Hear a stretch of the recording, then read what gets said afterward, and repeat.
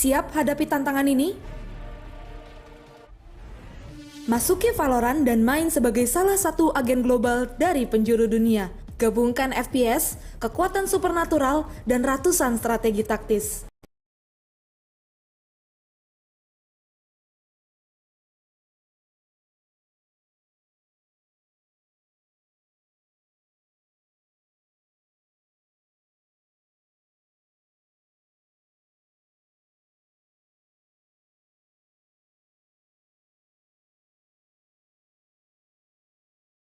Halo, selamat siang Tribuners. Anda sedang menyaksikan live update tribunnews.com bersama dengan saya Nila Irda.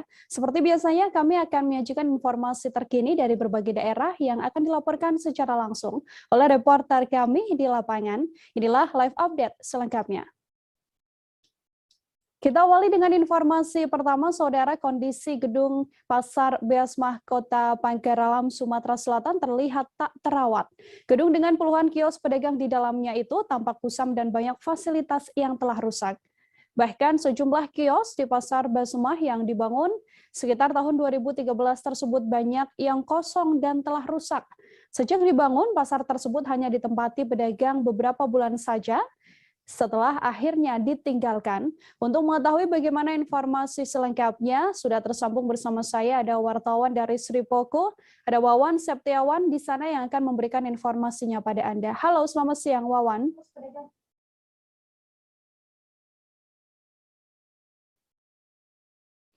Selamat siang Wawan. Ya, siang. Baik, Wawan, bisa diinformasikan apa sebenarnya penyebab gedung dan juga kios di Pasar Beasmah ini kemudian tidak terawat dan sudah tidak digunakan lagi oleh para pedagang? Ya, ini Renila, bahwa memang setelah dibangun pada sekitar tahun 2013, gedung ini sempat ditempati beberapa bulan oleh para pedagang. Namun karena alasan sepi, banyak pedagang yang meninggalkan kios yang mereka sewa dari pemerintah kota. Akibatnya sudah beberapa tahun ini kios ini hanya dihuni beberapa pedagang saja.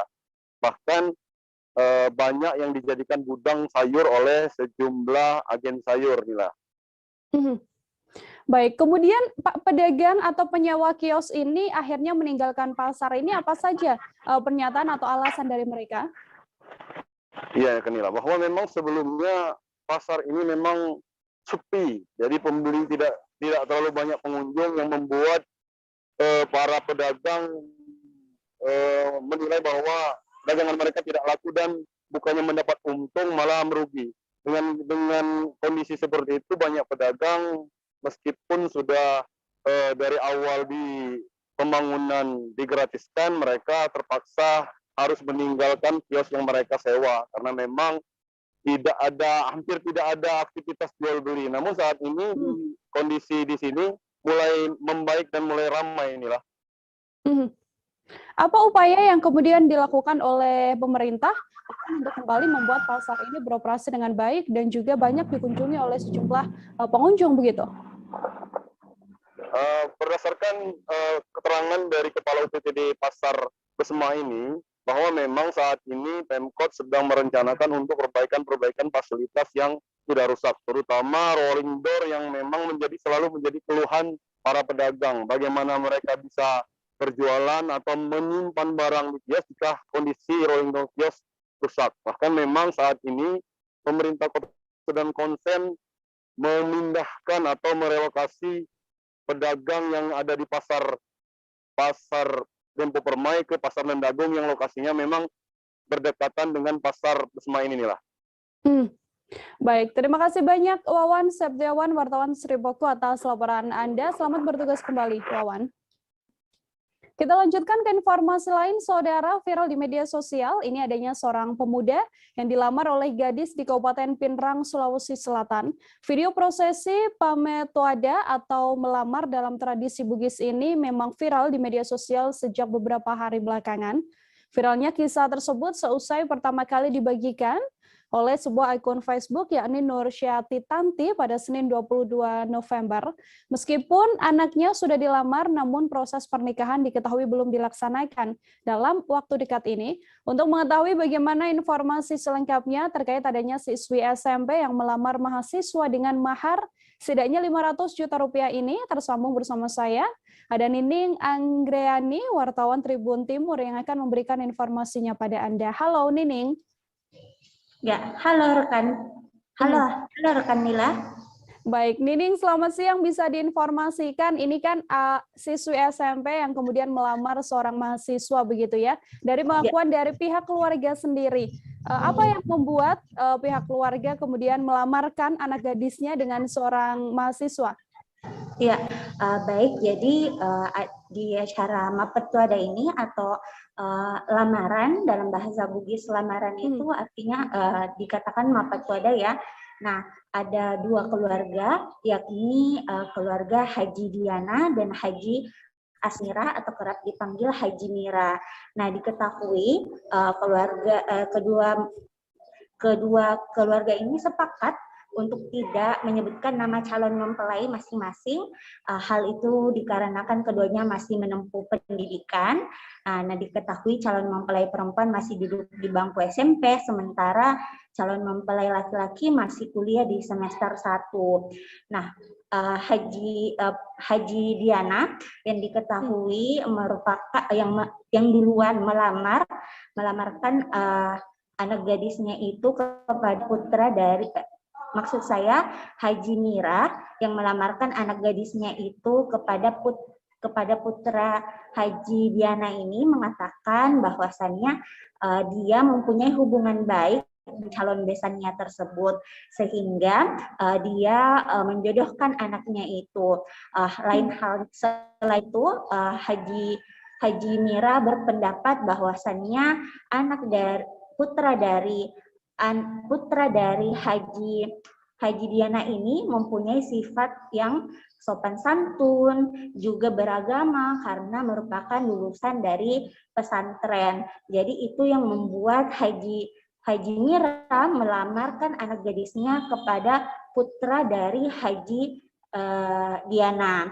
Nah, selain itu juga hal yang disukai dari Haji Mira ini kepada putra dari Haji Diana itu karena putra dari Haji Diana ini kalau meminta uang kepada orang tuanya itu sangat sopan, berbeda dengan anak-anak lainnya pada umumnya.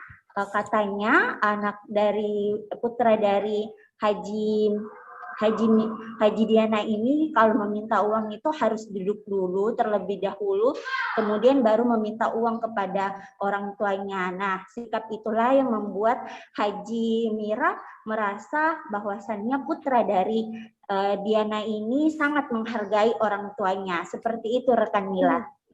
Baik, kemudian Nining, ini kabar yang beredar uang panaik begitu ya, atau mahar yang kemudian disepakati adalah senilai 500 juta rupiah. Apakah memang benar seperti itu informasinya? Lalu apa alasan dari pihak perempuan memberikan mahar senilai jutaan rupiah itu? Ya, baik. Jadi beberapa informasi sempat tersebar bahwasannya uang panaiknya ada 500 juta ditambah 2 ekor sapi dan ada telur serta gula dan tepung terigu ya. Namun setelah dikonfirmasi ulang kepada Ibu Asmira, jadi Ibu Asmira mengoreksi bahwasannya tidak ada 2 ekor sapi, yang ada itu hanya uang 500 juta, 5 sak gula pasir dan 5 sak tepung terigu serta 200 rak telur, seperti itu. Nah, kemudian alasan Haji Mira memberikan uang panaik sebesar 500 juta itu karena diketahui Haji Mira ini mempunyai usaha ternak ayam yang cukup besar di daerah Tiroang, Kabupaten Pinrang. Jadi menurutnya uang panaik sebesar 500 juta itu wajar diberikan kepada putra dari Haji Diana ini. Seperti itu, rekan Mila. Pihak perempuan ini juga masih dikatakan adalah seorang siswi SMP begitu ya. Lalu untuk rencana pernikahannya sendiri sudahkah ada informasi, Nining? Ya, baik. Jadi seperti yang saya bilang tadi, siswi SMP, pihak dari perempuan ini masih SMP, kemudian calon mempelai laki-lakinya itu masih berkuliah semester 1. Jadi kedua belah pihak memutuskan untuk menunggu 3 sampai 4 tahun dulu baru menikahkan putra-putrinya ini. Seperti itu rekan Nila. Baik, terima kasih banyak Nining, wartawan Tribun Timur atas laporan Anda, dan saudara Nining tadi telah menghimpun wawancara. Ada pernyataan dari ibu calon mempelai perempuan dan juga ada ibu calon mempelai laki-laki yang anaknya dilamar. Berikut liputannya untuk Anda. Iya, senanglah. Senang ya? Iya. Aku merasa senang, saya bisa merasa bangga. Saya merasa bangga anak saya bisa begini. Dilamar ya? Iya, dilamar sama orang. Alhamdulillah, karena anak saya dari pesantren Anantawi di sana, langsung ke Jakarta dia kuliah. Aku ternyata Tapi jauh sebelumnya Bu, memang sudah ada pembicaraan atau persetujuan dari Tidak ada. jadi kapan Bu kemudian ada kepikiran ke situ? Baru-baru ini, karena dilihat bilang, oh bagus ini. Toh, bagus juga ini mamanya, anaknya, bagus semua sifatnya. Saya suka anunya. Ibu, saya dengar ini katanya Nata banyak yang mau lamar. Alhamdulillah. Iya. Karena sifatnya kita sama gitu, alhamdulillah. Tapi duluan Ibu ini Iya duluan. datang Iya. dia kita terima. Iya. Bu, itu kan masih dalam tahap masih belajar, masih mahasiswa. Berarti menunggu selesai dulu atau bagaimana Iya. itu? Insya Allah kita menunggu dulu selesainya, karena dia masih kuliah. Sementara perempuannya juga masih ini, langsung kelas 3 SMP. Belum cukup umur. Iya, belum cukup umur. Kalau anak tuh sudah tahu bahwa dilamar sama anak. Iya, baru dia tahu. Sudah melamar orang baru dia tahu, tapi alhamdulillah tidak ada juga komentar. Intinya dia nurut ya? Iya, dia nurut sama saya. Oke. Berarti ini anak dijodohkan begitu Bu ya? Iya, dijodohkan. Nama apa aja? Haji Diana. Bapak. Bu Basri. Sip. Ya, oke Mak.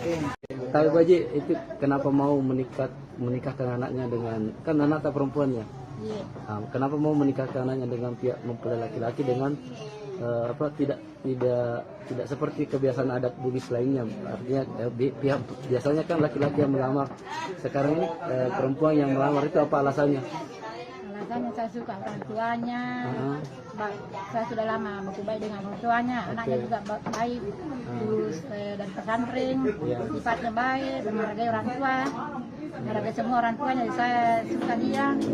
Saya cari menantu seperti dia. Oh, berarti kriteria dari calon mantu ini memang sesuai dengan harapan tak? Iya. Apa sih yang lebih disuka dari dia Pak Bu Haji? Karena dia kalau suka sama orang tuanya, bagi orang tuanya dia semua yang ngurus, minta uang sama orang tuanya, sopan, duduk dengan baik minta uang, tidak kayak yang lain-lain. Tim gabungan Satreskrim Polres Aceh Barat dan Densus 88 Satgaswil Aceh, saudara, menggerebek tempat persembunyian pelaku penembakan Pospol Panton Reu Polres Aceh Barat di kawasan Kecamatan Palseraya, Aceh Jaya, sekitar pukul 13.20 pada Senin 22 November. Penggerebekan tersebut terjadi setelah dilakukan monitoring selama 3 minggu lalu. Setidaknya ada 3 pelaku yang bersembunyi di rumah tersebut dan kemudian ditangkap oleh pihak kepolisian. Saat hendak ditangkap, dikabarkan seorang pelaku sempat melakukan perlawanan dengan menusuk petugas kepolisian menggunakan sangkor.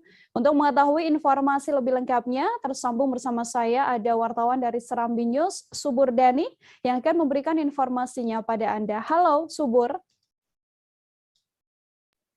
Ya, halo rekan Nila. Baik, Subur, bisa diinformasikan untuk kronologis penggerebekan dan juga penangkapan tersangka ini. Seperti apa informasinya? Ya, sebelumnya juga kami laporkan Nila bahwa ini kasus penembakan Pospol Panton Reu Aceh Barat, Polres Aceh Barat, maksud kami ini terjadi pada Oktober yang lalu. Hampir 1 bulan, Polda Aceh bekerja sama dengan Polres Aceh Barat itu terus melakukan pengejaran terhadap pelaku utama, dan baru beberapa waktu yang lalu ditemukan informasi dari masyarakat bahwa ada 1 rumah di Desa Timpleng, Kecamatan Pasiraya, Kabupaten Aceh Jaya itu disinyalir tempat bersembunyi para pelaku termasuk sosok ataupun pelaku utama dalam tindak pidana tersebut. Dan dari informasi tersebut, Nila, kami laporkan bahwa polisi mengembangkan dan menemukan bahwa benar adanya aktivitas mencurigakan ataupun tempat persembunyian para pelaku ini. Nah, kemarin ya tim Satgaswil Densus 88 Satgaswil Polda Aceh bersama Satreskrim Polres Aceh Barat melakukan penggerebekan dan menangkap 3 orang di sana. Nila. Untuk identitas dari 3 orang yang kemudian berhasil diamankan oleh pihak kepolisian, apakah sudah berhasil diketahui, Subur? Ya, ketiga pelaku yang berhasil ditangkap itu ada AH, kemudian ada AD dan CA, di mana AH ini saat ini diduga adalah pelaku utama dan AD maksud kami ini yang mengikuti kegiatan tersebut, sedangkan CA yang menampung ke para pelaku untuk bersembunyi di rumah tersebut. Nila. Untuk informasi bahwa ada 2 tersangka yang kemudian harus dilumpuhkan oleh pihak kepolisian, sejauh mana informasi yang Anda dapatkan? Ya, benar Nila. Dalam penggerebekan tersebut, 2 dari 3 tersangka yaitu AH dan AD ini sempat melakukan perlawanan kepada petugas. Yang melakukan perlawanan pertama itu adalah AD dengan coba menusuk salah satu petugas menggunakan sangkur yang dimilikinya. Namun beruntung petugas berhasil menghalau sehingga tusukan tersebut tidak mengenai tubuh ataupun badan si petugas tadi. Nah, sedangkan saat terjadi itu, kemudian petugas terpaksa melumpuhkan kedua kaki AD. Dan satu lagi AH yang disinyalir sebagai pelaku utama saat sudah berhasil ditangkap sempat melakukan melarikan diri, maksud kami, dengan menaiki tembok, dan saat disergap masih melakukan perlawanan sehingga dilumpuhkan oleh petugas. Mereka sempat dibawa ke rumah sakit ya, namun AH dalam perjalanan belum tiba di rumah sakit, sudah lebih dulu meninggal dunia. Gila. Baik, Subur, ini ada 3 tersangka yang kemudian sudah ditangkap dalam waktu yang bersamaan. Apakah memang tersangkanya hanya 3 orang ini saja atau masih memungkinkan kepolisian untuk mencari tersangka lain? Ya, hingga pagi tadi kita konfirmasi kembali kepada Kabid Humas Polda Aceh, Kombes Pol Winardi, mengatakan pihaknya masih terus melakukan pengejaran. Namun Winardi mengatakan dalam siaran pers kemarin, pelaku utama AH ini disinyalir untuk sementara waktu adalah pelaku utama. Namun polisi masih terus melakukan pengejaran karena diduga aksi penembakan yang terjadi di Panton Nere Oktober lalu ini melibatkan beberapa orang lagi. Dan saat ini polisi masih terus melakukan pengejaran di lapangan. Nila. Oke, terima kasih banyak Subur Dhani, wartawan Serambi News, atas laporan Anda. Selamat bertugas kembali, Subur. Kita ke informasi lain, Saudara. Atap gedung SMP Negeri 1 Cibeber, Kampung Pasir Laban, Desa Cikota, Kecamatan Cibeber, Kabupaten Lebak, ambruk pada Selasa 23 November sekitar pukul 13.15 waktu Indonesia Barat. Setidaknya ada 8 siswa yang kemudian menjadi korban ambruknya gedung bangunan sekolah ini. Insiden tersebut diduga diakibatkan curah hujan yang tinggi, sehingga membuat bangunan yang sudah lama ini kemudian ambruk. Gedung yang rubuh digunakan untuk ruangan laboratorium, namun saat ini difungsikan untuk tempat alat kesenian. Untuk mengetahui bagaimana informasi lebih lengkapnya, sudah tersambung bersama saya wartawan Tribun Banten, ada Milda Niati di sana yang sudah siap dengan laporannya. Halo, selamat siang Milda. Ya, halo rekan Nila. Ya. Milda, silakan dengan laporan Anda. Ada berapa siswa yang kemudian mengalami luka akibat insiden ini? Akibat insiden atap sekolah ambruk di Lebak itu, terdapat 8 siswa yang menjadi korban dari reruntuhan bangunan sekolah tersebut. Namun ke-8 siswa tersebut langsung dilarikan ke puskesmas terdekat untuk mendapatkan perawatan. Begitu rekan Nila. Untuk kronologis kejadian pada saat ambruknya bangunan sekolah ini, seperti apa informasinya, Milda? Sebelumnya para siswa para siswa itu meminta izin kepada pihak sekolah untuk melaksanakan latihan dalam rangka menyambut Hari Guru, dan itu inisiatif dari para siswa. Nah, tadinya gedung tersebut merupakan gedung laboratorium, namun saat ini difungsikan sebagai tempat untuk menyimpan alat kesenian. Para siswa tersebut saat itu melakukan latihan di sana sehingga cuaca di sekitar itu sedang terjadi intensitas hujan tinggi dan cuaca yang tidak bersahabat, sehingga gedung bangunan yang tidak terlalu kokoh dan akhirnya menimpa para siswa tersebut. Begitu Rekadila. Terakhir, Milda, untuk kondisi sekolah pasca kejadian ambruknya gedung sekolah ini seperti apa berdasarkan pantauan Anda? Nah, dari keterangan Dinas Pendidikan bahwasanya sekolah tersebut saat ini dikunjungi oleh dinas terkait untuk dilakukan evakuasi dan pembangunan kembali. Begitu rekan Nila. Oke, terima kasih banyak Milda Niati, wartawan Tribun Banten atas laporan Anda. Selamat bertugas kembali, Milda. Kita lanjutkan ke informasi lain, Saudara. Petugas Satuan Lalu Lintas Polres Pringsewu mengungkap kasus tabrak lari di ruas Jalinbar kilometer 3637 Pekon Wates Timur, Kecamatan Gadiang Rejo, Kabupaten Pringsewu. Peristiwa tersebut diketahui telah terjadi pada 29 September 2021 malam. Akibat insiden ini, pengendara sepeda motor yang merupakan seorang mahasiswa dikabarkan tewas. Setelah beberapa waktu berlalu, pihak keluarga korban rupanya telah berhasil menangkap sopir yang menewaskan Irfan Renaldi ini.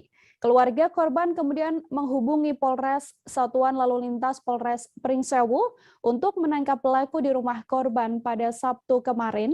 Untuk mengetahui informasi lebih lengkapnya, sudah tersambung bersama saya Didik Budiawan, wartawan Tribun Lampung yang akan memberikan informasinya pada Anda. Halo, selamat siang Didik. Selamat siang rekan Nila.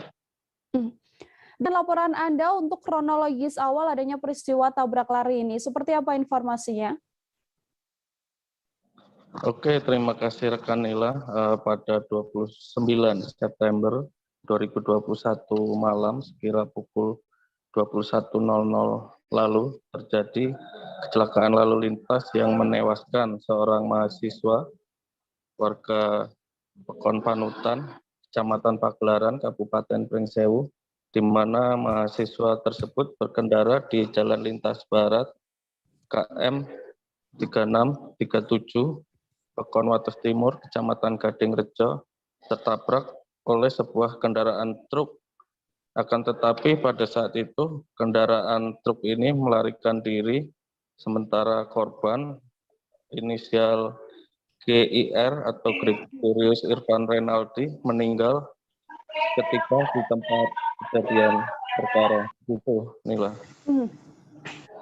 Saat ini pelaku juga dikabarkan telah berhasil ditangkap dan ditangkap oleh keluarga dari korban. Kronologis kemudian diamankannya pelaku tabrak lari ini seperti apa informasinya, Didik? Iya benar Nila. Di mana setelah kejadian laka lantas tersebut, pihak kepolisian, unit laka lantas, Satlantas Polres Pringsewu melakukan penyelidikan. Tidak hanya itu, keluarga korban yang saat itu mengalami kesedihan yang mendalam dan menginginkan pelakunya tertangkap juga melakukan penyelidikan sehingga keluarga korban mendapat informasi dan identitas pelaku pengendara mobil truk tersebut merupakan warga Kecamatan Natar, Kabupaten Lampung Selatan atas nama Rino Adiaksa, sehingga dengan adanya identitas tersebut, keluarga korban menjemput pelaku dan membawa ke rumah korban. Selain itu juga membawa ke makam korban untuk meminta maaf. Perlu diketahui Nila, waktu dalam pengungkapan perkara ini kurang lebih selama 2 bulan. Nah, setelah pelaku ini dibawa ke rumah korban, pihak korban kemudian menghubungi unit laka lantas Satlantas Polres Pringsewu yang kemudian pelaku diamankan ke Polres Pringsewu. Begitu Nila. Dari pemeriksaan kepolisian sendiri, bagaimana pengakuan pelaku dalam kasus tabrak lari ini, Didik? Iya Nila, pelaku sopir truk dengan nomor polisi BE 8993 UX ini mengakui pada saat itu telah menabrak seorang pengendara di Jalinbar, Pekon Wates Timur, di mana ketika itu pelaku berkendara dari arah Tanggamus dan ketika di lokasi kejadian ini Pelaku mengaku tidak melihat sepeda motor yang datang dari arah berlawanan, sehingga di ruas jalan yang menikung itu inilah pelaku mendahului sepeda motor yang searah berada di depannya dengan kecepatan kurang lebih 60 km per jam. Ironisnya ketika pelaku dengan upaya mendahului itu, ada kendaraan yang ada di depan dikendarai korban sehingga tertabrak. Akan tetapi pelaku tidak menghentikan kendaraannya untuk menolong korban, namun justru pelaku ini melarikan diri karena pengakuan pelaku, ia khawatir ketika berhenti akan dimasa oleh masyarakat, dan pelaku berpikir soal kondisi istrinya di rumah yang saat itu sedang hamil dan kehamilannya ini menunggu waktu untuk persalinan. Begitu, Mila. Baik, terima kasih banyak Didik Budiawan, wartawan Tribun Lampung atas laporan Anda. Selamat bertugas kembali, Didik. Kami masih akan kembali seusai jeda dengan beragam informasi lain, saudara. Tetap di live update. Oke, apa kabar Bang Ariski di sini untuk strateginya? Kalau saya sendiri di Gimik 37 ini yang semalam baru mulai, saya udah pasti. Sebenarnya aku nggak ngerasain penangkapan atau penggerebegan atau apapun itu, karena gitu posisinya aku kriteria. Jadi kita mengenal disebut dengan stroke yang tidak berdarah dengan stroke yang berdarah. Stroke yang tidak berdarah itu biasanya ditandai dengan adanya penyumbatan. Kalau itu terjadi di sini mungkin pikirnya tidak ke situ kali ya, tapi kalau di Korea atau di Kamboja itu ada beberapa paper yang saya itu Mas, ya, dulunya tukang koran. Oh gitu ya. Tukang koran. Ya, saya baca itu Pak. Tuh kan pernah baca kan? Ya. Jadi kalau saya jadi tanggam itu udah bersyukur banget. Si anak ini dijadikan sebagai tersangka begitu. Ya, kalau ini kita bicara yang di luar kasus Sebongombo ya. Dengan nama hujan shower, di mana terdapat batas jelas antara daerah hujan dan tidak hujan yang biasanya terjadi pada fase awal mature stage atau tahap berbahaya dewasa. itu Kang. Jadi mulai artinya terjadinya perlembekan. Nah itu untuk penetrasi akan sulit. Gitu ya. Dok, saya ini menurut saya memang tidak mudah, bukan urusan tanah diambil. Kalau misalnya Amerika Serikat sekarang, Rasulullah mengatakan dalam sebuah hadis bahwa berpuasa di 6 hari Syawal itu. Oke, apa kabar Bang Ariski di sini untuk strateginya? Kalau saya sendiri di Gimik 37 ini yang semalam baru mulai, saya udah pasti. Sebenarnya aku nggak ngerasain penangkapan atau penggerebegan atau apapun itu, karena gitu posisinya aku kriteria. Jadi kita mengenal disebut dengan stroke yang tidak berdarah dengan stroke yang berdarah. Stroke yang tidak berdarah itu biasanya ditandai dengan adanya penyumbatan. Kalau itu terjadi di sini mungkin pikirnya tidak ke situ kali ya, tapi kalau di Korea atau di Kamboja itu ada beberapa paper yang saya itu Mas, ya, dulu. Masih bersama dengan Sandila Irda, Anda kembali menyaksikan live update, saudara. Kita beralih ke informasi selanjutnya. Seusai dilantik menjadi Kepala Staf Angkatan Darat atau KSAD, Jenderal TNI Dudung Abdurrahman berkunjung ke Markas Komando Daerah Militer 17 Cendrawasih, Papua pada Selasa 23 November 2021. KSAD bersama rombongan tiba di Kodam Cendrawasih sekira pukul 15.14 waktu setempat. Dalam kunjungannya, Dudung mengatakan bahwa wilayah Papua adalah prioritas utamanya setelah dilantik menjadi KSAD. Sejumlah aktivitas dilakukan oleh KSAD dalam kunjungan pertamanya ke Papua ini. Untuk mengetahui informasi lebih lengkapnya, tersambung bersama saya, wartawan Tribun Papua, ada Hendrik Rewapatara di sana yang sudah siap dengan laporannya. Halo, Hendrik.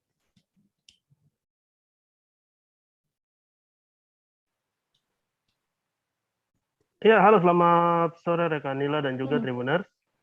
Baik, selamat sore waktu Papua. Hendrik, bisa dijelaskan agenda apa saja yang menjadi prioritas oleh Jenderal Dudung ketika berada dalam kunjungannya di Papua? Oke, terima kasih rekan Nila. Dapat saya informasikan bahwa dari pantauan saya, kemarin pada saat Jenderal Dudung tiba di Kodam 17 Cendrawasih, dan ini sudah menjadi niat Jenderal sendiri, di mana pada saat dilantik sebagai Kasat ia menyampaikan bahwa kunjungan pertama yakni untuk melihat daerah operasi yang pertama di Provinsi Papua dan juga terkait kesejahteraan prajurit yang tugas di Papua. Begitu rekan Nila. Kemudian apa saja yang disampaikan oleh KA saat ini sewaktu berada di Kodam 17 Cendrawasih, Hendrik? Oke, rekan Nila. Jadi pada saat Jenderal berada di Kodam, ia menyampaikan bahwa ia tidak mau melihat prajuritnya bertugas sendiri atau melaksanakan tugas di Papua sendiri. Oleh sebab itu, bagaimana ia bisa datang secara langsung ke Papua untuk melihat secara langsung di lapangan kesulitan yang mereka hadapi. Begitu rekan Nila. Untuk antusias sejumlah prajurit sendiri menyambut kedatangan dari KSAD ini seperti apa?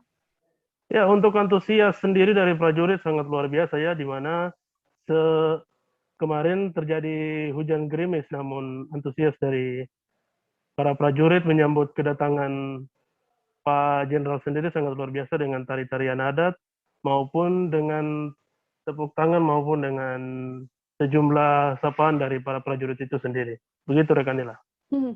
Baik, terima kasih Hendrik untuk mengetahui informasi lebih lengkapnya, Saudara. Hendrik telah menghimpun wawancara dengan Kepala Staf Angkatan Darat KSAD Jenderal TNI Dudung Abdurrahman. Kemudian ada pernyataan juga dari Dir Polairut Polda Papua Kombes Pol Insikas Molan. Berikut liputannya untuk Anda. Assalamualaikum warahmatullahi wabarakatuh. Selamat sore, selamat sejahtera bagi kita sekalian. Shalom, Om Swastiastu, Namo Buddhaya, salam kebajikan. Rekan-rekan media yang saya hormati, pada kesempatan sore hari ini memang saya sudah niat pada saat saya dilantik menjadi Kepala Staf Angkatan TNI Angkatan Darat, prioritas pertama adalah saya akan melihat daerah operasi, ya, Timika maupun Papua adalah menjadi prioritas utama yang saya kunjungi. Saya ingin melihat anak-anak saya yang melaksanakan tugas di situ, sehingga saya akan tahu bagaimana kesulitan-kesulitan mereka di lapangan di dalam melaksanakan tugas ini. Saya tidak ingin mereka perang sendirian atau melaksanakan tugas sendirian. Ya, artinya jangan mereka mengalami kesulitan-kesulitan di lapangan. Oleh karenanya kita berikan sepenuhnya prasarana dan sarana yang memadai.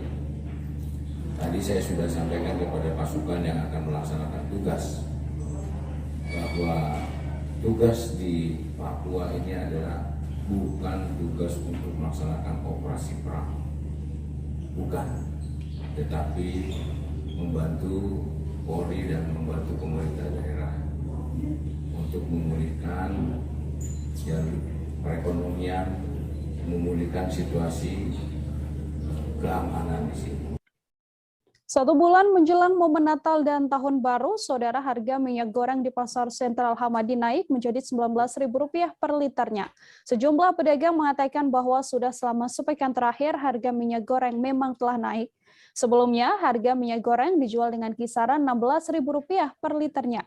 Menurut sejumlah pedagang, kenaikan tersebut merupakan hal yang cukup biasa yang terjadi di Pasar Sentral Hamadi terlebih 1 bulan menjelang momen Natal dan juga Tahun Baru.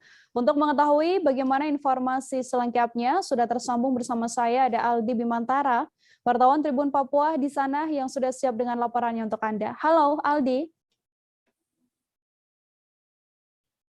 Ya, halo Nila dan juga Tribuners. Dari Jayapura, Papua dilaporkan, berdasarkan pantauan saya di Pasar Sentral Hamadi, Distrik Jayapura Selatan, didapati harga minyak goreng ini mengalami kenaikan dari yang semula dijual Rp16.000 per liternya, kini naik menjadi Rp19 hingga Rp20.000 per liternya. Nila dan juga Tribuners, diakui para pedagang di Pasar Hamadi, Distrik Jayapura Selatan, Kota Jayapura ini merupakan hal yang biasa menjelang momen Natal dan Tahun Baru. Meski begitu, Nila, mereka mengharapkan agar harga pasar dapat kembali stabil seperti sedia kala. Sementara itu, berdasarkan pantauan saya juga di Pasar Hamadi, harga kebutuhan pokok lainnya, misalnya beras, gula, dan sembako lainnya masih terpantau stabil di Pasar Sentral Hamadi, Distrik Jayapura Selatan, Kota Jayapura, 1 bulan menjelang Natal dan Tahun Baru. Nila. Oke, Aldi, untuk respon sebagai tindak lanjut terkait kenaikan beberapa barang di Kota Jayapura sendiri ini dari Disperindak, adakah respon atau lanjutannya, Aldi? Ya baik Nila dan juga Tribuners, berdasarkan wawancara saya bersama Sekretaris Disperindakob dan UKM maksud saya Kota Jayapura, Abner Haberner, ia mengatakan memang setiap pekan pihak Disperindakob Kota Jayapura ini telah melakukan pemantauan ke pasar-pasar guna mengintensifkan pengawasan harga barang kebutuhan pokok di pasar yang ada di Kota Jayapura. Nila dan juga Tribuners, hal ini tentu agar dapat memberikan informasi secara pasti kepada masyarakat terkait harga barang kebutuhan pokok di sejumlah pasar yang ada di Kota Jayapura. Nila.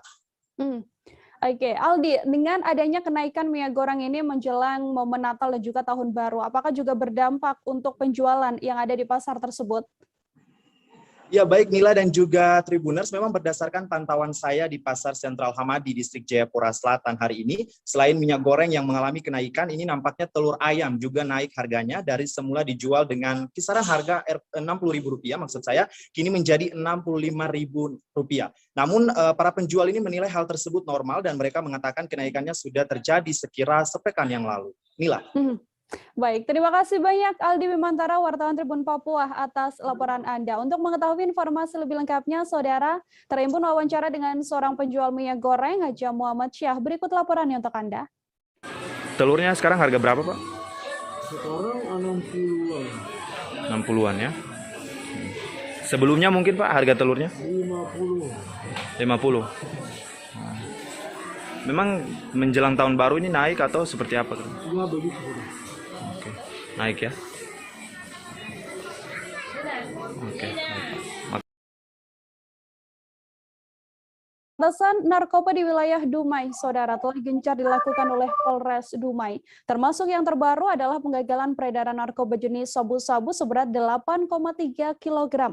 Seorang tersangka berinisial SJ, warga Jalan Bendas, BTN Graya Mukti Lestari, Kelurahan Tanjung Palas, Kecamatan Dumai Timur ini juga telah ditangkap kepolisian.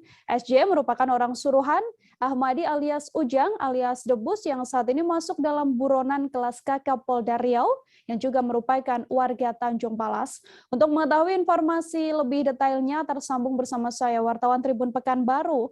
Ada Doni Kusuma Putra yang akan memberikan informasinya pada Anda. Halo Doni.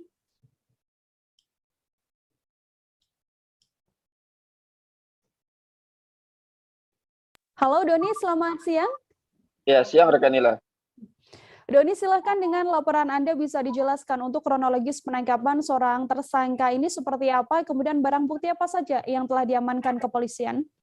Ya, terima kasih rekan Nila. Memang Polres Dumai sudah menyatakan komitmen kepada masyarakat bahwa untuk pemberantasan narkoba sendiri di wilayah hukumnya akan ditindak tegas, dan ini terbukti dengan digagalkannya peredaran narkoba sekitar 8,3 kg yang berhasil diamankan dari tangan pelaku, yakni SJ, yang merupakan warga Kelurahan Tanjung Palas, Kota Dumai, itu pada hari Sabtu, tepatnya pukul 10 pagi. Dari tangan pelaku sendiri, ini diamankan sebanyak 8 bungkus 8 bungkus sabu-sabu yang dibungkus oleh teh Cina, dan juga ada sekitar 3 ons itu sabu yang memang sudah beberapanya sudah diedarkan baik itu di Kota Dumai maupun di tempat lainnya rekan Nila. Dan saat ini pelaku pun sudah berhasil diamankan berkat informasi dari masyarakat dan juga dari pelaku yang terlebih dahulu itu diamankan di Polda Riau, rekan Nila.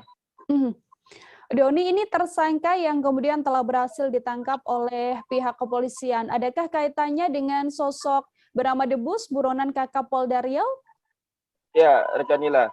Memang sejauh ini berdasarkan penyidikan oleh Polres Kota Dumai bahwa memang pelaku sendiri bisa dikatakan menjadi orang kepercayaan Debus, karena memang pelaku sendiri ini dipercaya untuk menyimpan sekitar 8,3 kg, bahkan untuk sebelumnya juga bisa dikatakan mereka sering berinteraksi dengan The Bus, sehingga ada kaitannya antara pelaku dan The Bus yang merupakan DPO kelas kakap Polda Riau yang saat ini masih buron. Bahkan bisa dikatakan bahwa pelaku ini merupakan orang kepercayaan The Bus, rekan Nila. Dari penelusuran yang telah dilakukan kepolisian, Doni, untuk transaksi dari rekening tersangka sendiri, apakah memungkinkan masih akan adanya tersangka lain yang diburu kepolisian? Berdasarkan hasil press release yang dilakukan oleh Polres Dumai, bahwa memang saat ini sedang dilakukan penyidikan lebih mendalam terkait rekening, kemana-mana saja dana-dana itu mengalir, apakah memang antara pelaku ini dengan DPO yang masih buron ini, dan juga ada pelaku-pelaku lain. Namun berdasarkan keterangan dari pihak kepolisian Polres Dumai bahwa bakal ada pelaku atau tersangka baru dari kasus ini, rekan Nila. Baik, masih memungkinkan ya, artinya masih memungkinkan kemungkinan besar bahwa masih banyak tersangka lain yang akan diburu juga oleh Polres Dumai. Terima kasih banyak, Doni, atas laporan Anda. Untuk mengetahui informasi lebih lengkapnya, Saudara, terimpun wawancara dengan Kapolres Dumai, AKBP Muhammad Khalid. Berikut laporannya untuk Anda. Kita harus semuanya sepakat anti narkoba. Kita harus dukung untuk tidak ada narkoba, sehingga informasi masyarakat sangat kami nantikan apabila ada di wilayahnya, keluarganya ada yang pakai, nanti akan kita arahkan untuk direhabilitasi sehingga nanti bisa sembuh. Bang, ini The Bus ditangkap di Polda kurang lebih mungkin udah sekitar 4 bulan kalau nggak salah, 4 bulan. Sehingga 4 bulan itu barang itu disimpan oleh tersangka ini, dan sebagian itu yang sudah terbuka 3 on itu sudah dijual. Satres Narkoba Polres Karimun, Saudara, melakukan pemusnahan barang bukti narkotika jenis sabu. Adapun pemusnahan tersebut dilakukan dengan cara direbus menggunakan air mendidih di Mapolres Karimun pada Senin 22 November. Narkotika jenis sabu tersebut merupakan hasil kejahatan dari seorang tersangka yang berinisial NJ yang telah ditangkap saat berada di sebuah wisma di kawasan Karimun pada 30 Oktober lalu. Tersangka ini diketahui merupakan seorang kurir. Untuk mengetahui bagaimana informasi selengkapnya, sudah ada wartawan Tribun Batam, Yeni Hartati, di sana yang akan memberikan informasi lebih lengkapnya pada Anda. Halo, Yeni. Halo, Nila. Iya nih, untuk pemusnahan yang dilakukan oleh pihak Satres Narkoba Polres Karimun, seperti apa informasinya? Baik, Nila, untuk pemusnahan yang dilakukan oleh Satres Narkoba Polres Karimun merupakan hasil tangkapan dari 30 Oktober 2021 lalu, di mana hasil tangkapan dari tersangka yang berinisial NJ dengan tempat kejadian perkara itu di salah satu wisma yang berada di Jalan Tengku Umar, Kelurahan Tanjung Balai Karimun, Kecamatan Karimun, Tanjung Balai Karimun. Adapun sekira pukul 14.45 waktu Indonesia Barat. Adapun pemusnahannya itu sendiri dilakukan dengan cara direbus dengan air yang mendidih untuk melarutkan kristal barang haram tersebut, kemudian dilakukan pembuangan di dalam spiteng. Seperti itu, Nila. Berapa banyak berat barang bukti yang dimusnahkan oleh Polres Karimun tersebut, Yeni? Baik, untuk barang buktinya itu sendiri sedikitnya ada 6 bungkus narkotika yang diduga jenis sabu, yang dibungkus dengan plastik bening dan dibalut lakban hitam dengan berat kotor sebanyak 6.508 gram, kemudian disisihkan sebanyak 197,48 gram yang dibawa ke Laboratorium Forensik Polda Riau dan sebagai bukti persidangan. Kemudian pemusnahan dilakukan sebanyak 6.304,59 gram. Nila. Ada tersangka yang kemudian juga turut diamankan kepolisian dalam kasus narkotika ini. Kemudian untuk hukuman para tersangka ini seperti apa, Yeni? Nah, baik. Adapun pasal yang dikenakan merupakan pasal 114 ayat 2, subsidiar pasal 112 ayat 2 Pasal 132 ayat 1 Undang-Undang Republik Indonesia Nomor 35 Tahun 2009 tentang narkotika dengan ancaman pidana paling singkat 5 tahun, paling lama 20 tahun, atau hukuman mati atau denda 1 miliar hingga 10 miliar. Nila. Jadi untuk peredaran narkotika sendiri di wilayah Karimun berdasarkan informasi yang telah Anda himpun, sejauh mana sih peredaran narkotika di sana? Nah, baik. Diketahui Tanjung Balai Karimun Kepulauan Riau itu sendiri merupakan berada di daerah diapit oleh dua negara, yakni Malaysia dan Singapura. Adapun barang haram jenis narkotika itu sendiri kebanyakan merupakan barang yang berasal dari Malaysia. Nah, selain menjadi sasaran peredaran narkoba, Tanjung Balai Karimun itu sendiri sering dijadikan transit atau peredaran narkoba itu sendiri. Sehingga ketika transit di Karimun, kebanyakan itu dijadikan untuk disalurkan kembali ke Riau Daratan. Sehingga dalam konferensi pers yang dilakukan oleh pihak Polres Karimun, Kapolres Karimun AKBP Tony Pantano mengatakan adapun Tanjung Balai Karimun sendiri wilayah yang dijadikan tempat transit atau peredaran narkoba yang indah. Jadi upaya-upaya terus dilakukan oleh pihak Polres Karimun tersebut, Mila. Oke, terima kasih banyak Yani atas laporan Anda. Untuk mengetahui informasi lebih lengkapnya, Saudara, Yani telah menghimpun wawancara dengan Aun Rafiq, Bupati Karimun. Berikut liputannya untuk Anda. Dalam keadaan sehat berkumpul di Mapores Karimun dalam rangkaian kegiatan pemusnahan barang bukti narkoba di Mapores Karimun pada hari ini. Tentu atas nama pemerintah Kabupaten Karimun, masyarakat Kabupaten Karimun, kami memberikan apresiasi, menghargai setinggi-tingginya kepada jajaran Mapores Karimun, di mana dalam situasi pandemi COVID ini telah dapat melakukan penangkapan, penertiban dan penindakan terhadap peredaran narkoba di Kabupaten Karimun.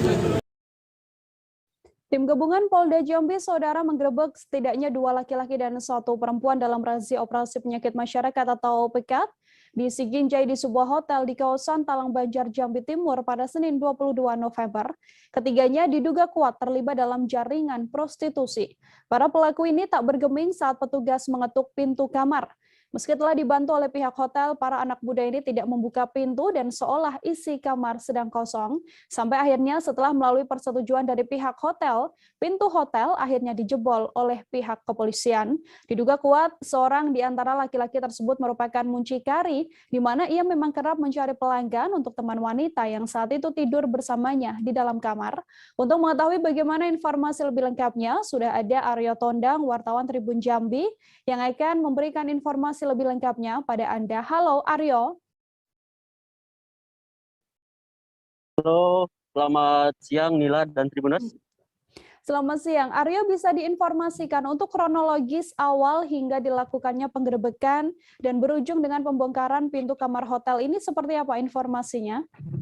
Baik Nila dan Tribuners, perlu saya informasikan bahwasanya memang dalam 1 pekan terakhir Polda Jambi dan jajaran sedang menggelar operasi PEKAT atau penyakit masyarakat, Nila, di mana memang ini menyasar sejumlah tempat hiburan malam, penjual miras dan penginapan hingga hotel kelas melati maupun yang hotel lainnya, Nila, di mana memang yang terjadi pada Senin kemarin terdapat salah satu hotel yang berada di kawasan Jambi Timur, tepatnya Nila, terdapat 1 kamar yang di mana memang saat dilakukan pemeriksaan tamu tersebut tidak berlaku kooperatif untuk menemui petugas, di mana sesuai dari keterangan pihak hotel sendiri, Nila, diketahui bahwasanya memang kamar tersebut telah dipesan dan saat itu sedang diisi oleh tamu. Namun saat diperiksa, mereka bergeming seolah kamar sedang kosong, sehingga memang petugas berupaya keras. Menariknya, Nila, di mana memang proses untuk membuka pintu itu sendiri cukup memakan tenaga dan waktu yang cukup lama, sekitar 1,5 jam. Inilah petugas baru berhasil membongkar dan menjebol pintu menggunakan 1 unit kunci Inggris ukuran besar dengan menjebol kemudian berhasil menyusup ke dalam kamar hotel. Begitu, Mila. Saat pemeriksaan dan setelah kamar hotel kemudian berhasil dibuka oleh petugas kepolisian, apa saja barang-barang yang ditemukan di lokasi? Oke, baik, Nila. Pada saat berhasil dimasuk atau dijebol oleh petugas, saat ketiganya berupaya atau berdalih sedang tertidur pulas. Padahal sebelumnya memang sudah cukup keras suara di luar. Mereka berdalih sedang tertidur pulas, ditemukan di atas kasur bertiga dengan menggunakan selimut. Namun kemudian setelah dilakukan pemeriksaan, Nila, ditemukan juga sejumlah kondom bekas atau alat kontrasepsi di dalam tong sampah kamar, yang ada beberapa yang sudah bekas pakai dan masih terlihat basah, Nila, dan serta ada di sebuah laci yang juga ditemukan alat kontrasepsi yang belum dipakai atau masih dalam kemasan. Nah. Terkait informasi bahwa 3 orang yang diamankan ini kemudian terlibat jaringan prostitusi online, seperti apa pernyataan kepolisian, Aryo? Baik, Nila, setelah dilakukan pemeriksaan dan interogasi kepada ketiganya, Nila, sampai saat ini polisi masih mendalami kasus ini, Nila. Mereka belum memberi statement pasti apakah mereka yang benar-benar terlibat prostitusi online, namun bergambar dari peristiwa-peristiwa serta operasi sebelumnya, banyak ditemukan memang pengakuan dari para pasangan di luar nikah ini, lebih tepatnya Nila, mengaku bertemu dengan teman-teman kencannya melalui aplikasi yaitu WeChat. Nah, seperti yang terjadi juga pada saat itu, di mana memang pada hotel ini salah satu lelaki yang kemudian yang ditanyai petugas mengaku kerap mencarikan pelanggan, begitu, mencarikan pelanggan untuk rekan wanitanya, kemudian dibanderol dengan harga sekira 300.000, begitu, Mila. Oke, terima kasih banyak Aryo Tondang, wartawan Tribun Jambi atas informasinya. Selamat bertugas kembali, Aryo.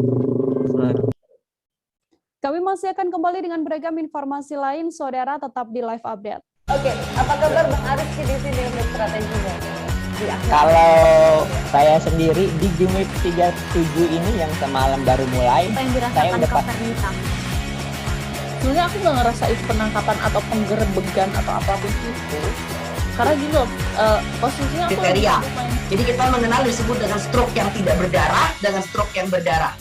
Stroke yang tidak berdarah itu biasanya ditandai dengan adanya penyumbatan. Kalau itu terjadi di sini mungkin pikirnya tidak ke situ kali ya, tapi kalau di Korea atau di Kamboja itu ada beberapa paper yang saya itu Mas, ya, dulunya tukang koran. Oh gitu ya. Tukang koran. Ya, saya baca itu, Pak. Tuh kan, pernah baca kan? Ya. Jadi kalau saya jadi pangdam itu udah bersyukur banget. Si anak ini dijadikan sebagai tersangka begitu. Ya, kalau ini kita bicara yang di luar kasus Sebongombo ya. Dikenal dengan nama hujan shower, di mana terdapat batas jelas antara daerah hujan dan tidak hujan yang biasanya terjadi pada fase awal mature stage atau tahap Berbahaya dewasa. itu Kang. Jadi mulai artinya terjadinya perlembekan. Nah itu untuk penetrasi akan sulit. Gitu ya. Dok, saya ini menurut saya memang tidak mudah, bukan urusan tanah diambil. Kalau misalnya Amerika Serikat sekarang, Rasulullah mengatakan dalam sebuah hadis bahwa berpuasa di 6 hari Syawal itu. Oke, apa kabar Bang Aris di sini untuk strateginya? Kalau saya sendiri di Game 37 ini yang semalam baru mulai, saya udah sebenarnya aku nggak ngerasa itu penangkapan atau penggerebegan atau apapun itu, karena gini loh, posisinya aku kriteria. Jadi kita mengenal disebut dengan stroke yang tidak berdarah dengan stroke yang berdarah. Stroke yang tidak berdarah itu biasanya ditandai dengan adanya penyumbatan. Kalau itu terjadi di sini mungkin pikirnya tidak ke situ kali ya, tapi kalau di Korea atau di Kamboja itu ada beberapa paper yang saya itu Mas, ya, dulunya tukang koran. Oh gitu ya. Tukang koran. Ya, saya baca itu, Pak. Tuh kan, pernah baca kan? Ya. Jadi kalau saya jadi pangdam itu udah bersyukur banget. Si anak ini dijadikan sebagai tersangka begitu. Ya, kalau ini kita bicara yang di luar kasus Sebongombo ya. Dikenal dengan nama hujan shower, di mana terdapat batas jelas antara daerah hujan dan tidak hujan yang biasanya terjadi pada fase awal mature stage atau tahap Berbahaya dewasa. itu Kang. Jadi mulai artinya terjadinya perlembekan. Nah itu untuk penetrasi akan sulit. Gitu ya. Dok, saya ini menurut saya memang tidak mudah, bukan urusan tanah diambil. Kalau misalnya Amerika Serikat sekarang, Rasulullah mengatakan dalam sebuah hadis bahwa berpuasa di 6 hari Syawal itu. Oke, apa kabar Bang Arif di sini untuk strateginya? Kalau saya sendiri di Jumip 37 ini yang semalam baru mulai, saya udah Sebenarnya aku nggak ngerasa itu penangkapan atau penggerebegan atau apapun itu. Karena gitu, posisinya aku kriteria. Jadi kita mengenal disebut dengan stroke yang tidak berdarah dengan stroke yang berdarah. Stroke yang tidak berdarah itu biasanya ditandai dengan adanya penyumbatan. Kalau itu terjadi di sini mungkin pikirnya tidak ke situ kali ya, tapi kalau di Korea atau di Kamboja itu ada beberapa paper yang Saya itu Mas, dulunya tukang koran. Oh gitu ya. Tukang koran. Ya, saya baca itu Pak. Tuh kan, pernah baca kan? Jadi kalau saya jadi pangdam, itu udah bersyukur banget.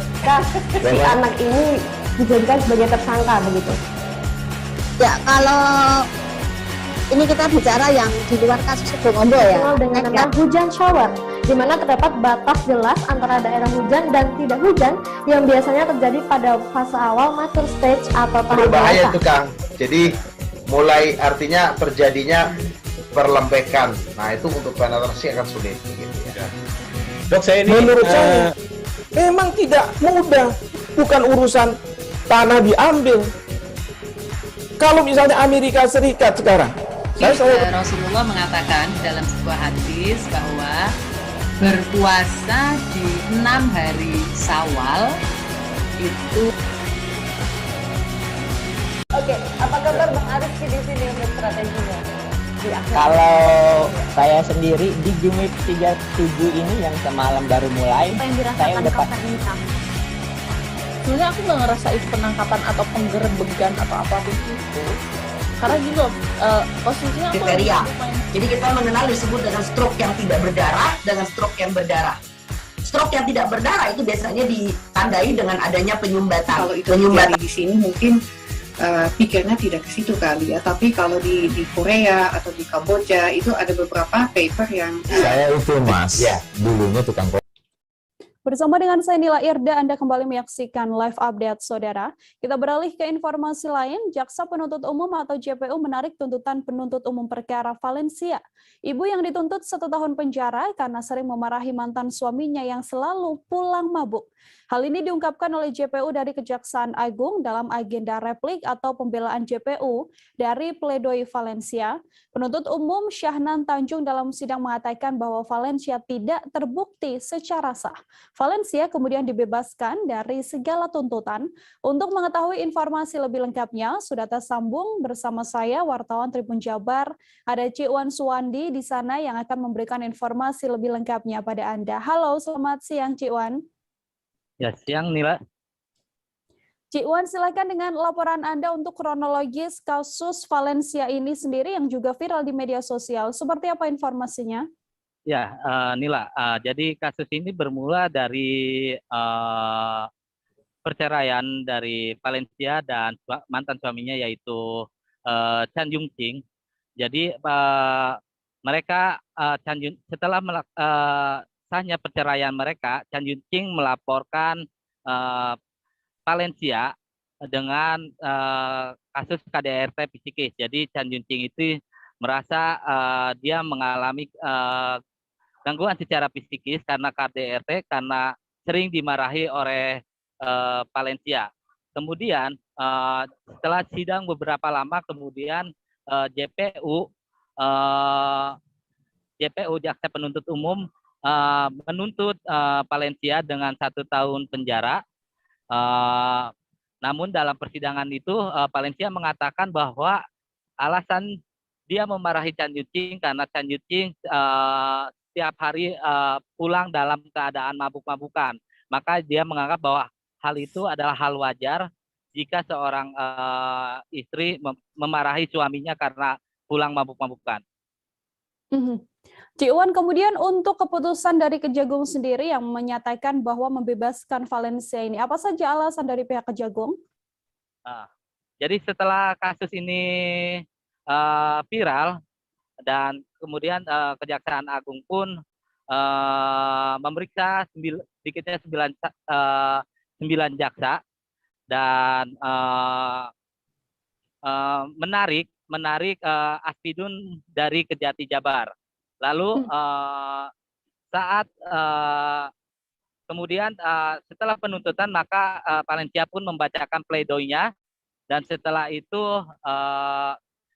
Jaksa Agung JPU melakukan sidang replik. Nah, namun di sidang replik ini karena kasus Valencia ini langsung ditarik oleh Jaksa Agung, jadi penanganan langsung oleh Kejaksaan Agung, maka kemarin pun JPU yang sebelumnya dari Kejaksaan Negeri Karawang kemudian diganti oleh JPU langsung dari Kejaksaan Agung. Lalu dalam pembacaan repliknya JPU yang diwakili Sanan Tanjung ini mengungkapkan bahwa JPU menarik tuntutan yang sebelumnya dibacakan oleh JPU dari Kejari Karawang 1 tahun penjara itu, dan kemudian membebaskan Valencia dari segala tuntutannya dan segala pembiayaan sidang dibebankan kepada negara. Untuk sidang putusan untuk kasus Valencia ini sendiri, sudahkah ada jadwal pastinya? Nah, untuk kemudian untuk keputusan sendiri, Mahkamah Hakim dari Pengadilan Negeri Karawang belum bisa memutuskan secara langsung pada sidang sidang kemarin pas pembacaan replik.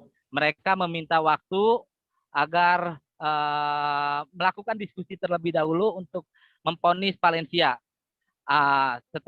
setelah replik itu. Jadi mereka meminta waktu yang akan vonis Valencia ini akan dilaksanakan sekitar 2 Desember. Oke, Cik Iwan, ini untuk mantan suami dari Valencia sendiri kan juga ikut membuat laporan begitu ya untuk Valencia yang kemudian akhirnya apakah ada tuntutan atau mungkin pidana yang dijatuhkan untuk mantan suami Valencia ini? Ya, inilah. Jadi setelah Valencia dilaporkan oleh suaminya KDRT psikis, kemudian Valencia pun ikut melaporkan suaminya dengan dugaan KDRT psikis juga dan penelantaran. Nah, kemudian kemarin pun jadi sidang replik berbarengan dengan sidang tuntutan dari JPU dengan terdakwa Chan Yung Ching, yaitu mantan suaminya. Jadi Chan Yung Ching sendiri dituntut dengan penjara 6 bulan dan percobaan 1 tahun penjara. Baik, terima kasih banyak Cik Iwan Suwandi, wartawan Tribun Jabar, atas laporan Anda terkait kasus Valencia yang juga viral di media sosial Tribuners. Untuk mengetahui informasi lebih lengkapnya telah terhimpun wawancara dengan Kapus Penkum Kejagung Leonard Ebenezer. Berikut liputannya untuk Anda. Rekan-rekan media, terima kasih sudah menunggu hari ini atas undangan kami untuk mengikuti konferensi pers terkait persidangan atas nama terdakwa Valencia alias Nancy Lim, anak dari Suryadi. Rekan-rekan media, hari ini bersama-sama kita mengikuti persidangan, di mana hari ini agenda persidangan adalah terkait sidang terdakwa Valencia alias Nancy ini. Agendanya adalah replik dari penuntut umum. Replik penuntut umum adalah menanggapi atas pledoi yang diberikan oleh penasihat hukum dan terdakwa. Rekan-rekan sekalian, kami ingin menyampaikan sebagaimana konferensi pers kami pada minggu lalu ketika kasus ini beredar di masyarakat. Bapak Jaksa Agung memberikan perhatian khusus terhadap penanganan perkara ini yang ada di persidangan Pengadilan Negeri Karawang. dengan cukup perhatian yang sangat penting dan atensi yang khusus oleh Bapak Jaksa Agung, kami telah menyampaikan penanganan perkara ini selanjutnya diambil alih dan dikendalikan Kejaksaan Agung, yaitu langsung oleh Bapak Jaksa Agung Muda Bidang Tindak Pidana. Kita beralih ke informasi lainnya, saudara. Puluhan buruh yang tergabung dalam Konfederasi Serikat Buruh Sejahtera Indonesia atau KSBSI melakukan aksi demo di kantor Wali Kota Manado. Buruh dari KSBSI ini menyerukan beberapa tuntutan, yang mana satu diantaranya terkait gaji karyawan di salah satu hotel yang belum dibayarkan sejak April 2020 hingga November 2021.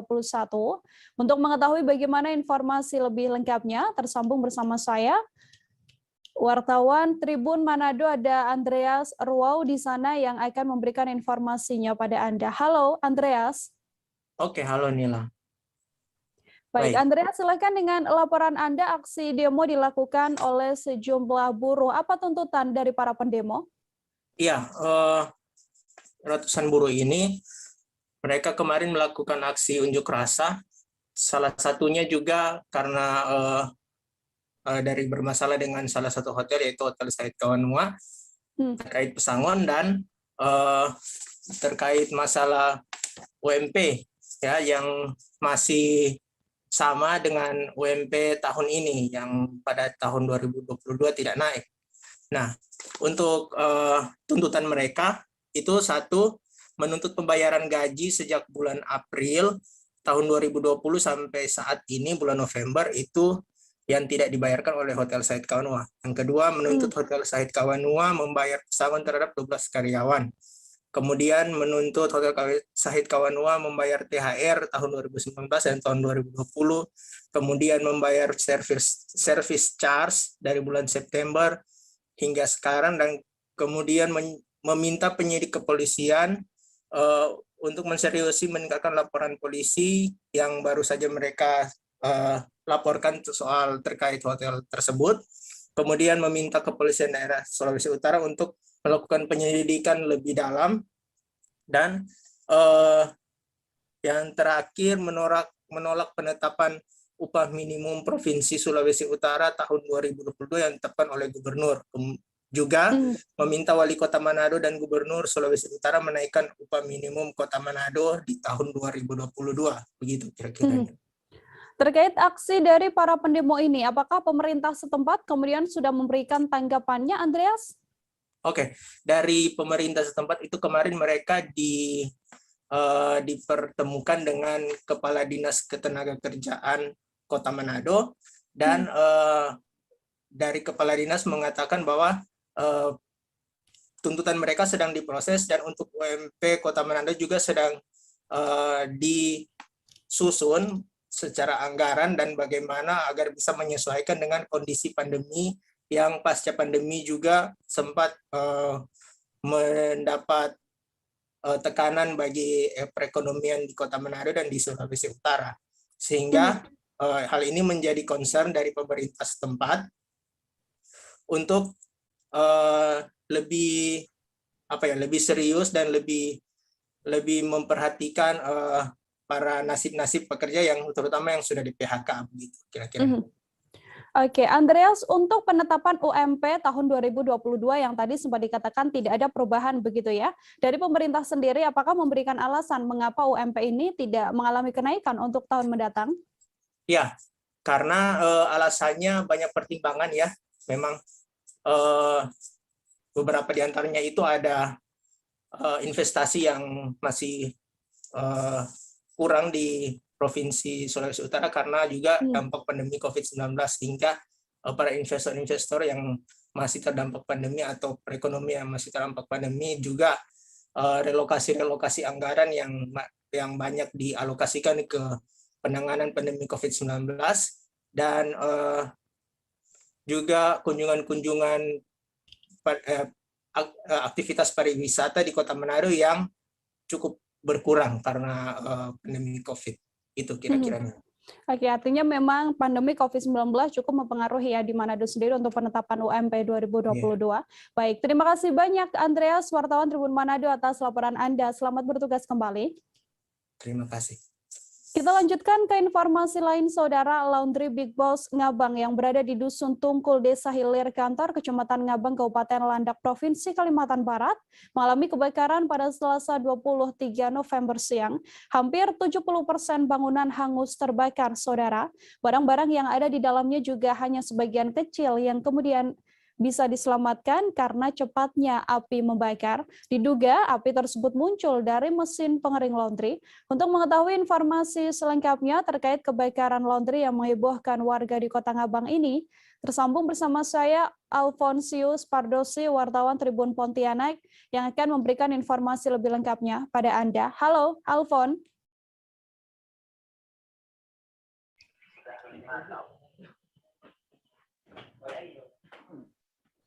Alfon, selamat siang. Selamat siang. Baik, Alfon, selamat siang. Bisa diinformasikan terkait adanya kebakaran ini, adakah korban jiwa yang terdampak dari peristiwa tersebut? Baik, Kanila. Perlu saya sampaikan bahwa dari kejadian kebakaran kemarin itu memang tidak ada menelan korban jiwa.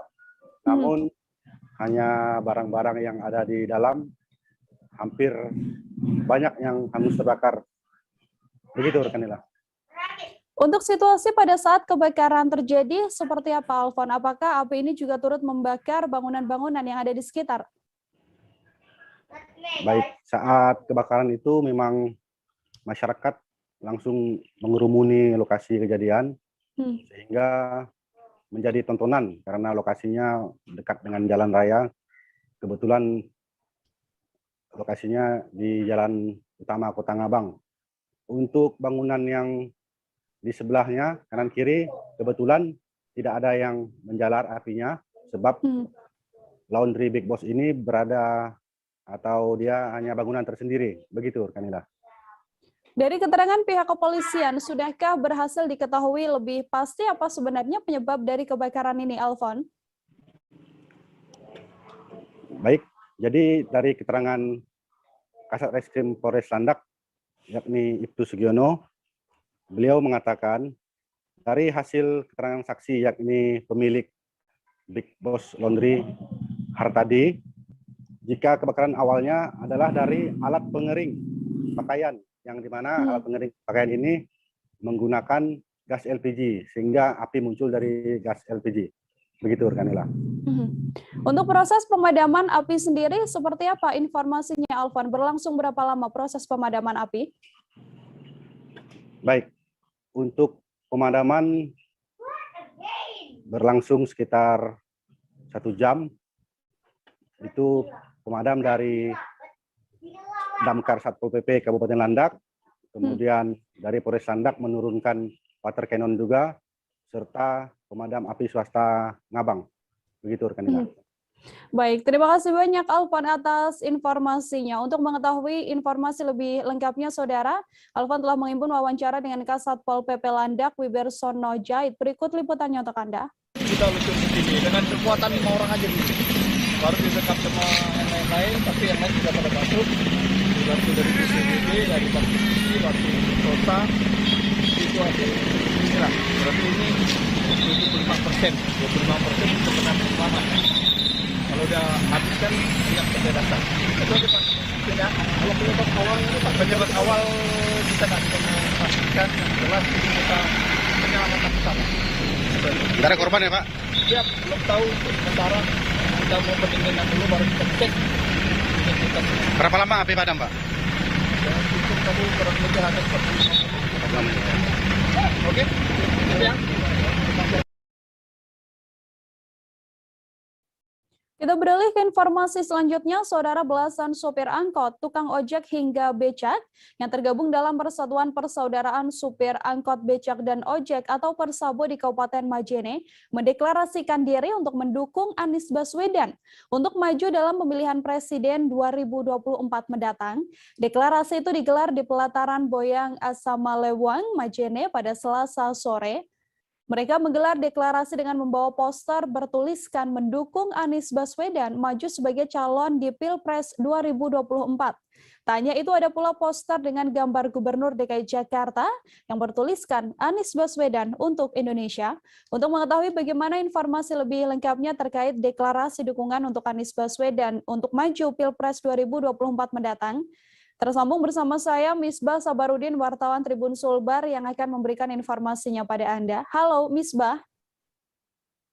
Iya, rekan Nila. Baik, Misbah, silakan dengan laporan Anda, bagaimana situasi pada saat aksi deklarasi ini digelar? Ya, rekan Nila, benar sekali bahwa sejumlah sopir angkot dan becak juga tukang ojek ini menggelar deklarasi. Mereka mendeklarasikan diri mereka bahwa mereka siap mendukung Anies Baswedan maju di dalam pemilihan presiden tahun 2024.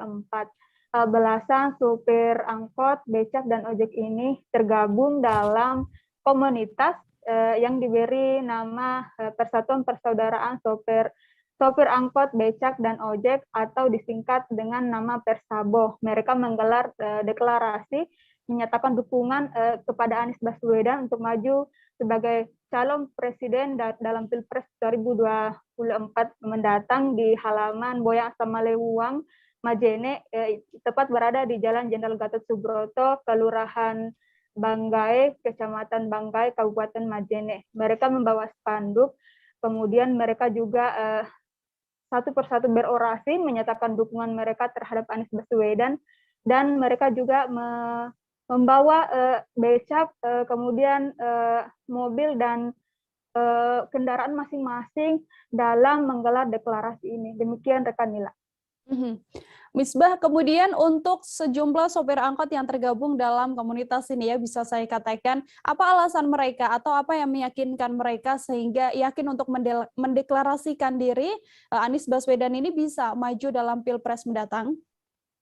Ya, menurut koordinator komunitas Persabo ini atas nama Herman Hairudin, mereka berinisiatif menyatakan dukungan mereka kepada Anies Baswedan untuk maju dalam pemilihan presiden 2024 karena mereka menilai bahwa sosok Anies Baswedan ini patut memimpin Indonesia dalam periode 2024 hingga 2029 mendatang, karena mereka berharap Anies Baswedan mampu memimpin Indonesia utamanya dalam mengembangkan ekonomi kerakyatan, kemudian juga untuk mempercepat pembangunan atau akses pendidikan di daerah pelosok, terutama di Kabupaten Majene sendiri. Dan mereka mengaku mereka menggelar aksi deklarasi ini murni dengan inisiatif mereka sendiri. Demikian rekan Nila. Apa harapan dari sejumlah sopir angkot, kemudian tukang ojek dan juga becak di Majene ini, Misbah, sehingga mendeklarasikan diri untuk mendukung Anies Baswedan? Ya, tentu saja mereka berharap bahwa Anies Baswedan ini mendengar deklarasi mereka dan terdorong untuk maju dalam Pilpres 2024 karena mereka menilai sosok dari Anies Baswedan ini mampu memimpin Indonesia dalam periode 2024 hingga 2029 nanti, dalam khususnya untuk membangun program dalam mempercepat ekonomi, pemulihan ekonomi di tengah pandemi ini yang sangat berdampak bagi masyarakat kecil ke bawah. Demikian Nila. Baik, terima kasih banyak Misbah Sabarudin, wartawan Tribun Sulbar, atas laporan Anda terkait deklarasi untuk dukungan Anies Baswedan di Majene. Selamat bertugas kembali, Misbah. Kita ke informasi selanjutnya, Saudara. Polsek Medan Barat telah menangkap personil polisi Brigadir Windy Pranama yang diduga mencuri sepeda motor warga Kota Medan. Kini oknum Brigadir Windy ini akan mempertanggungjawabkan segala tindakan yang telah diperbuatnya. Diketahui Brigadir Windy Pramana diduga melarikan sepeda motor milik tetangganya. Kejadian tersebut terjadi pada Minggu 21 November sekira pukul 13 waktu Indonesia Barat. Untuk mengetahui informasi lebih lengkapnya, sudah ada Goklas, wartawan Tribun Medan, yang akan memberikan informasinya pada Anda. Halo Goklas. Halo rekan Nila. Baik, Goklas silakan dengan laporan Anda. Untuk kronologis kejadian adanya seorang oknum kepolisian yang mencuri sepeda motor ini, seperti apa informasinya? Ya, jadi awalnya tepat pada hari Minggu 21 November 2021, itu sekitar pukul 1 di kediaman korban yakni bernama Hadi. Itu awalnya Brigadir Windy Pramana, yakni oknum polisi yang diduga mencuri sepeda motor, itu meminjam sepeda motor terhadap adik ipar si Hadi tersebut, adik ipar si korban, yang dimana pada saat itu Hadi sedang keluar rumah, yang di dalam rumah hanya ada adik iparnya. Nah, pada saat itu oknum polisi tersebut meminjam sepeda motor untuk membeli nasi. Namun rupanya sampai sekitar pukul 3 sore, di mana Hadi sudah pulang ke rumah, sepeda motor tersebut tidak kunjung kembali. Sampai akhirnya pada hari Senin, Hadi mencari sepeda motor itu kepada keluarga Brigadir Windy tersebut, namun juga keluarga Brigadir Windy tidak mengetahui di mana keberadaan Windy dan juga sepeda motor tersebut. Walhasil mereka pun melapor ke pihak Polsek Medan Barat dalam rangka menginformasikan bahwa personel dari Polsek Medan Barat mengambil sepeda motor mereka. Begitu untuk kronologisnya, Nila. Goklas, kemudian setelah adanya seorang oknum kepolisian di Polsek Medan Barat ini yang diduga mencuri sepeda motor, respon dari Kapolsek sendiri seperti apa, Goklas? Nah, setelah menerima laporan tersebut dari korban yakni Hadi, Kapolsek langsung mencari keberadaan dari anggotanya tersebut. Dan pada akhirnya ditemukan pada hari Selasa semalam, itu di sekitar Universitas Muslim Indonesia UMSU, yang dimana disitulah dia dibekuk personel yang diduga mencuri sepeda motor warga tersebut. Nantinya Propam Polrestabes Medan menanggapi adanya oknum polisi yang mencuri sepeda motor ini seperti apa, Goklas?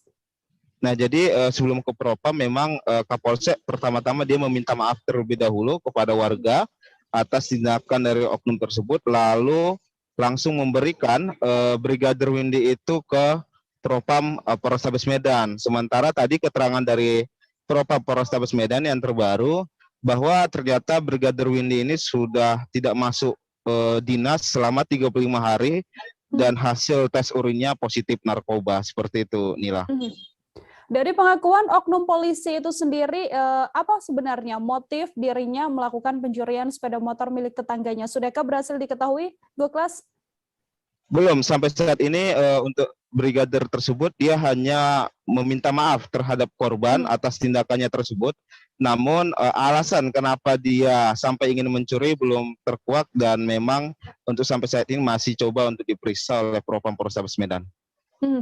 Baik, terima kasih banyak Goklas atas informasinya. Untuk mengetahui bagaimana pernyataan selengkapnya terkait kasus ini, Saudara, terimbun wawancara dengan Kapolsek Medan Barat Kompol Ruzi Gusman. Berikut laporannya untuk Anda. Dan nanti proses selanjutnya dia akan diproses di Propam Polrestabes Medan. Saya mohon maaf sekali lagi kalau Mas sudah merasa was-was, banyak waktunya terbuang, dan apapun yang dia lakukan, apapun yang anggota saya lakukan nanti harus dia bertanggungjawabkan. Informasi tadi, Saudara, sekaligus menutup perjumpaan kita dalam live update kali ini. Jangan lupa untuk terus menyaksikan live update di seluruh kanal YouTube dan Facebook Tribun Network. Saya Nila Irda beserta kru yang bertugas pamit undur diri. Terima kasih dan sampai jumpa. Jangan lupa like, subscribe, dan share ya.